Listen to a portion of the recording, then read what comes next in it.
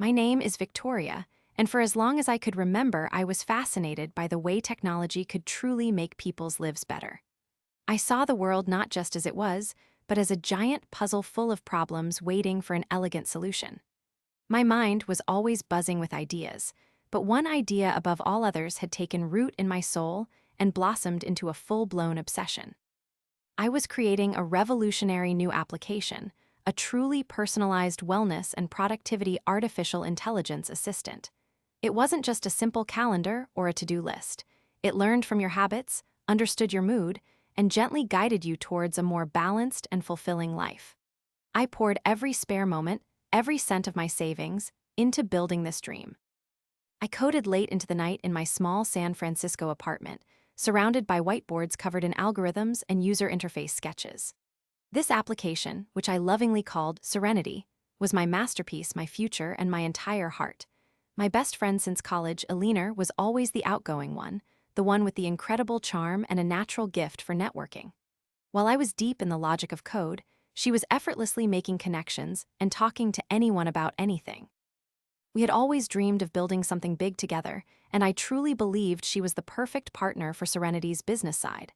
One rainy afternoon, I sat her down and showed her everything: the working prototype, the detailed business plan, the market research I had painstakingly gathered, even my thoughts on future expansion. Her eyes lit up with what I thought was genuine excitement. She clapped her hands together, proclaiming it was brilliant, a game changer. She hugged me tightly and promised we would conquer the world together. I felt a surge of hope and gratitude, believing my biggest challenge now was behind me. I trusted her with my entire vision, every secret, every innovative feature, believing she was as invested as I was. We talked for hours about how we would divide the responsibilities, how she would handle the investor pitches, and I would refine the product. Then, things started to change. Alina became distant, her calls grew less frequent, and she always seemed too busy to meet. She said she was working on something big, but remained vague. A cold dread began to creep into my heart. One morning, a former colleague sent me a link to an article in a prominent tech publication. It featured Alina, smiling confidently, announcing her new startup, Zenith. As I clicked through, my blood ran cold. It wasn't just a similar idea, it was Serenity. The core concept, the unique artificial intelligence learning features, even the color palette, and some of the user interface elements I had sketched were eerily identical. Alina was taking all the credit, positioning herself as the sole visionary behind this groundbreaking application.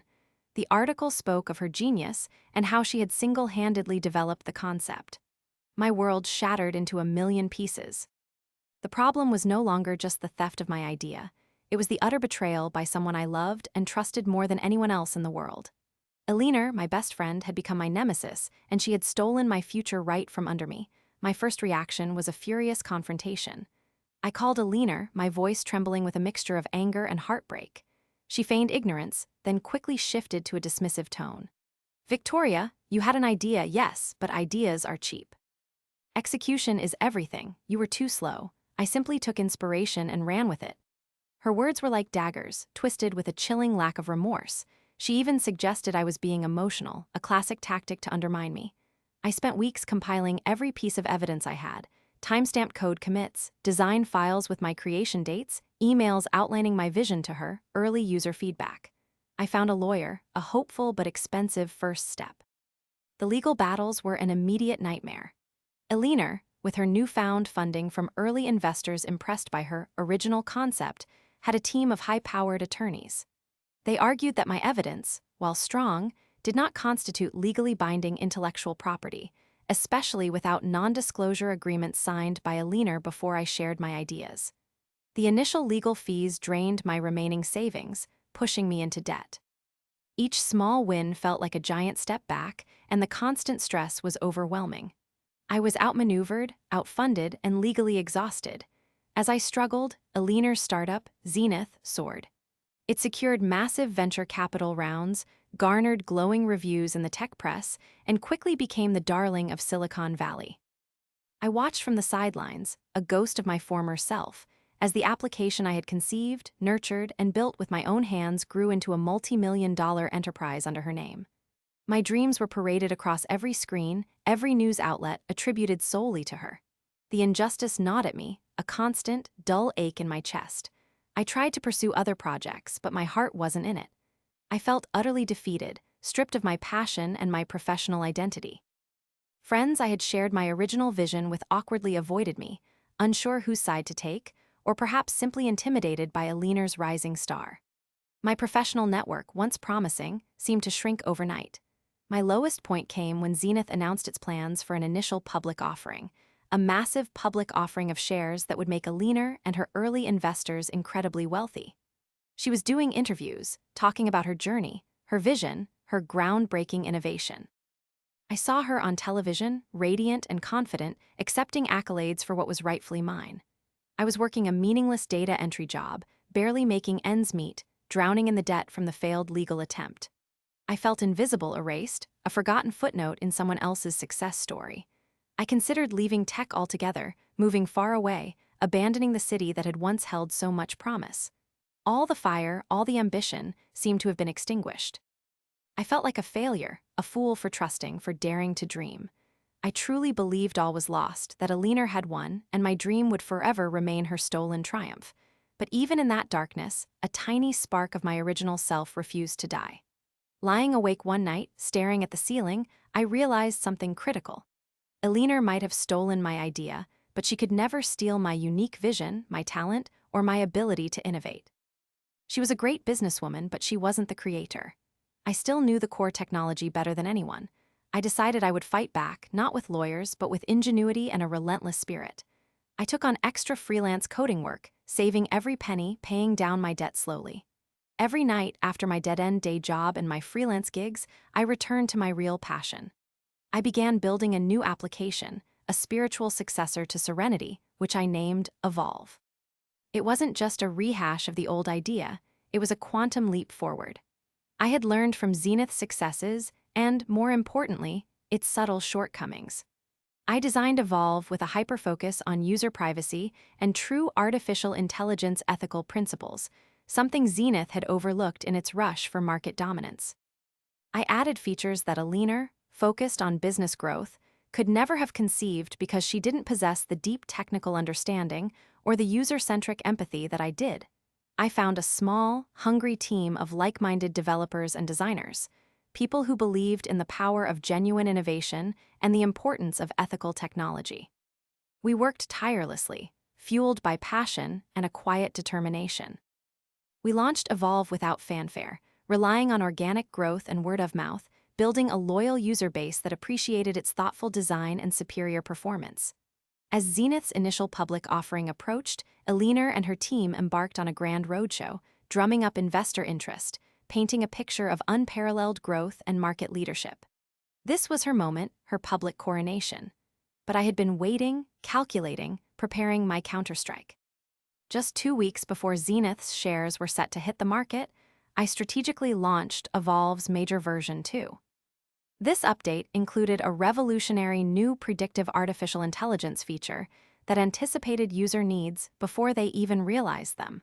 A truly groundbreaking advancement that Zenith's older technology couldn't possibly replicate. Simultaneously, I announced a strategic partnership with a major health and wellness institution, granting Evolve immediate credibility and access to a vast new user base. The tech press, already buzzing about Zenith's impending IPO, couldn't ignore Evolve's innovative leap. Articles began appearing, subtly comparing the two applications, highlighting Evolve's superior technology and forward-thinking approach. Investors on Zenith's roadshow started asking tough questions, scrutinizing Aliner's claims of market dominance when a clearly superior competitor was rapidly gaining traction.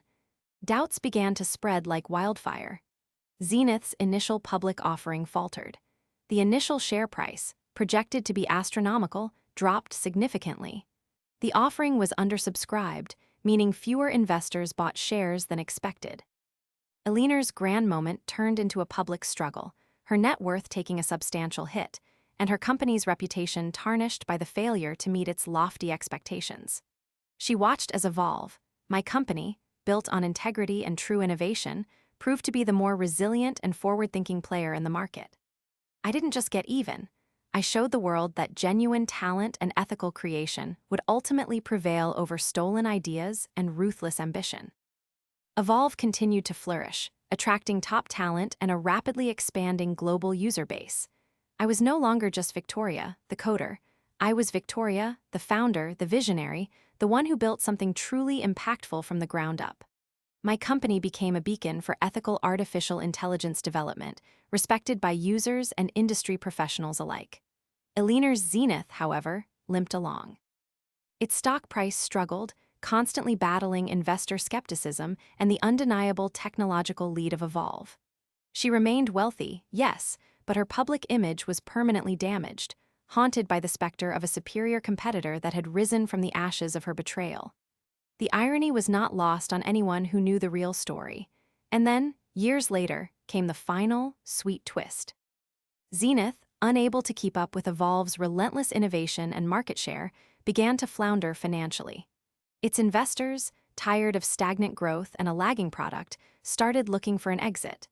That's when my team, through careful negotiation, made an offer. Evolve acquired Zenith for a fraction of what Aliner had hoped for during its doomed initial public offering. I stood in the former Zenith offices, now Evolve property, looking at the familiar branding that had once caused me so much pain. It was a profound moment of poetic justice. I had not only reclaimed my stolen dream, but had absorbed the very entity that had tried to erase me. Aliner, stripped of her company and her once proud narrative, quietly disappeared from the public eye, leaving me, Victoria, to lead both companies into a future built on genuine innovation and integrity, finally owning every single part of what was always truly mine.